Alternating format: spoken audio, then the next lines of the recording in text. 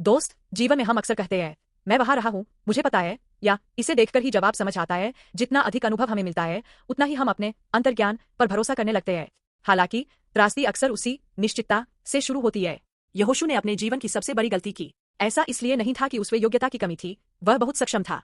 लेकिन उसने अपने अनुभव पर बहुत अधिक भरोसा किया और आवश्यक तथ्य जांच फैक्ट चेक की प्रक्रिया को पूरी तरह से छोड़ दिया। जब गिबोनी सड़े हुए भोजन और फटे हुए मशकों के साथ इजराइल के सामने आए और कहा, हम बहुत दूर के देश से आए हैं क्योंकि हमने तुम्हारे परमेश्वर की महिमा सुनी है, तो वे भावनाओं से खेल रहे थे। इजराइल के नेताओं ने केवल उनके शब्दों और दिखावे के आधार पर न्याय किया, यहाँ तक कि उन्होंने उनके लाए हुए सूखे भोजन को छूकर भी देखा। यहोशू 9:14 लेकिन वे एक महत्वपूर्ण बात चूक गए। उन्होंने यहोवा से नहीं पूछा। पूछने के लिए इब्रानी शब्द शाल है, जिसका अर्थ केवल एक साधारण प्रश्न नहीं है। इसका अर्थ है विनती करना या सलाह लेना। यह अपने निर्णय को एक तरफ रखकर खुद को एक पूर्ण मानक के सामने खड़ा करने की विनम्रता है।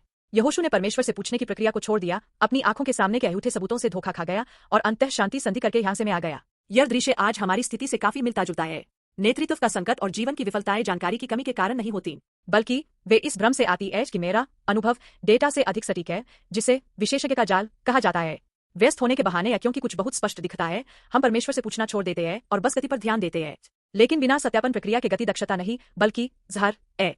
हालांकि हमारे विपरीत एक ऐसा व्यक्ति है जिसने मानव के सभी धोखे और झूठ को देखा और शांति से उद्धार की हर प्रक्रिया को पूरा किया जिसे परमेश्वर ने निर्धारित किया था। वह यीशु मसीह है।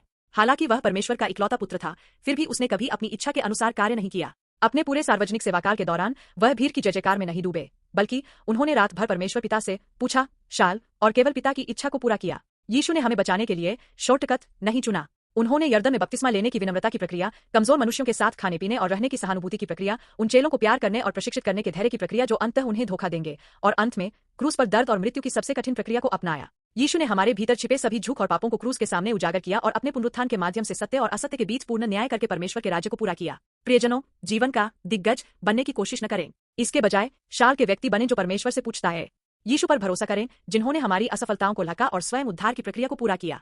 केवल यीशु ही वह सलाहकार हो सकते हैं जो हमें धोखे से भरी दुनिया में सही रास्ते पर ले जाते हैं। कोई भी निर्णय लेने से पहले क्यों न एक पल के लिए रुके और पूछे, यीशु, मैं अपने अनुभव से ज्यादा आपकी बुद्धिमत्ता पर भरोसा करता हूँ, मैं क्या करूँ?